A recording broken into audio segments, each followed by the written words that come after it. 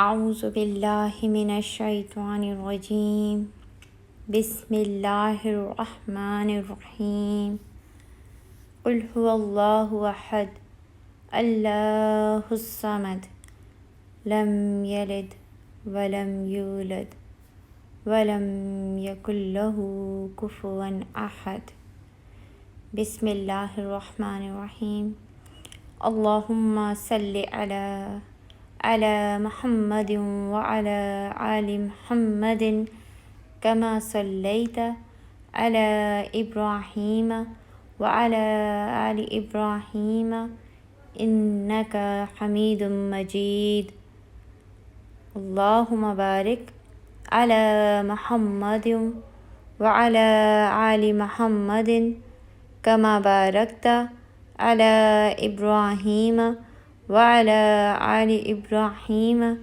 إنك حميد مجيد۔ السلام علیکم میرے پیارے بہن بھائیوں، السلام علیکم۔ آج کا وظیفہ بہت خاص ہے، آپ نے ویڈیو کو اینڈ تک ضرور دیکھنا ہے، کیونکہ میں نے یہ وظیفہ صرف آپ لوگوں کی پریشانیوں کو مد نظر رکھتے ہوئے بنایا ہے۔ آج کے دور میں ہر بندہ پریشان ہے، اور جب اتنی پیاری رات آپ کو ملے تو آپ اس سے ضرور فائدہ اٹھائیں۔ اس لیے آپ نے اس وظیفے کو پورا سننا ہے۔ رمضان ایک بہت پاک اور بابرکت مہینہ ہے۔ اس مہینے اللہ کریم شیطان کو بھی بند کر دیتے ہیں تاکہ وہ بدبخت ہمیں اس بابرکت مہینے میں بہکا نہ سکے اور اس بابرکت مہینے کی برکت کو ہم نہ کھو دیں۔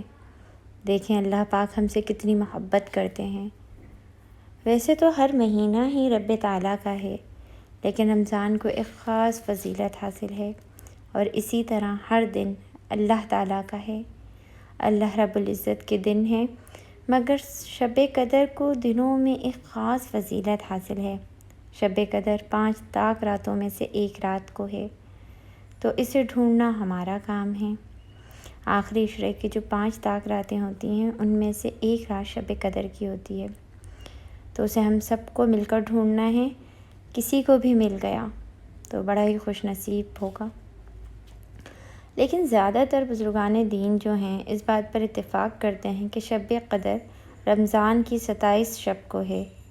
27 شب قرآن پاک مکمل ہوا، 27ویں رمضان کو پاکستان وجود میں آیا۔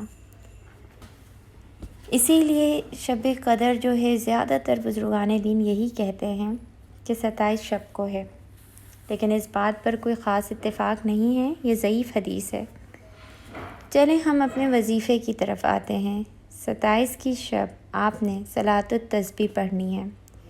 جب آپ صلاۃ التسبیح پڑھ لیں تو سلام پھیر کر آپ نے 100 دفعہ استغفر اللہ ربی من کل ذنب واتوب الیہ پڑھنا ہے۔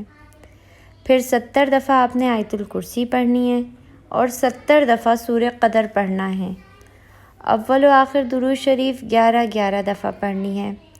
پھر سجدے میں جا کر رو رو کر اپنی پریشانی تنگ دستی بیان کرنی ہے، کیونکہ وہ رب سمیع بھی ہے اور وہ بصیر بھی ہے، اور آپ کی ہر پریشانی کو سنتا بھی ہے وہ، اور جانتا بھی ہے، دیکھتا بھی ہے، اور اسی کے پاس سب چیزوں کی، سب کی پریشانی کا حل بھی ہے۔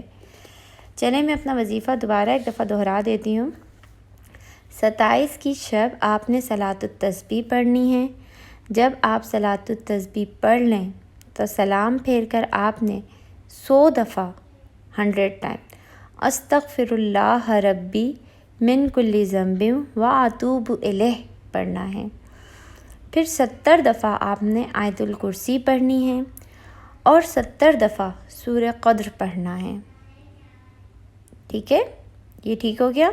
اول و آخر 11 دفعہ آپ نے درود شریف بھی پڑھنی ہے۔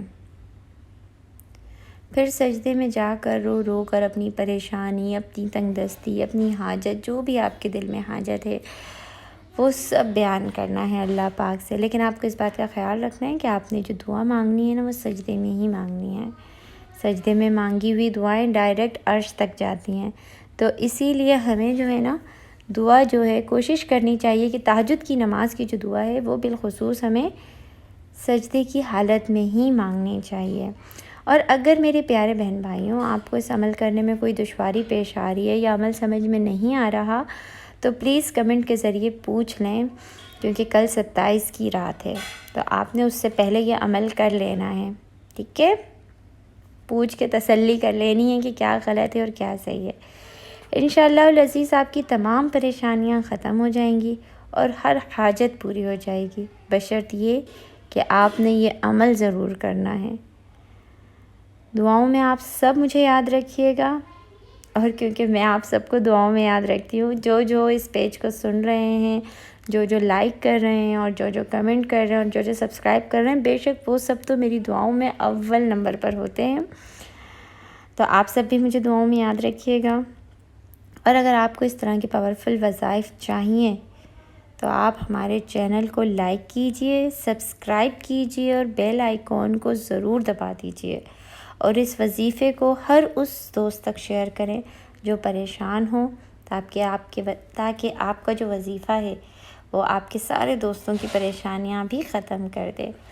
اپنا اور اپنوں کا خیال رکھیے گا، فی امان اللہ، اور مجھے دعاؤں میں ضرور یاد رکھیے گا، کیونکہ دعاؤں میں یاد رکھنا بہت اچھی بات ہے۔ اپنی دعاؤں میں کوشش کیا کریں کہ آپ ایک دوسرے کے لیے دعا کیا کریں، کیونکہ جب ہم ایک دوسرے کے لیے دعا کرتے ہیں نا تو ان دعاؤں پہ فرشتے آمین بولتے ہیں، اور وہی جو دعا ہم نے دوسرے بھائی کے لیے کیا ہوتا ہے، وہی جو دعا ہے نا فرشتے وہ ہمارے لیے کرتے ہیں۔ تو اسی لیے ہمیں ایک دوسرے کو دعاؤں میں بہت زیادہ یاد رکھنا ہے۔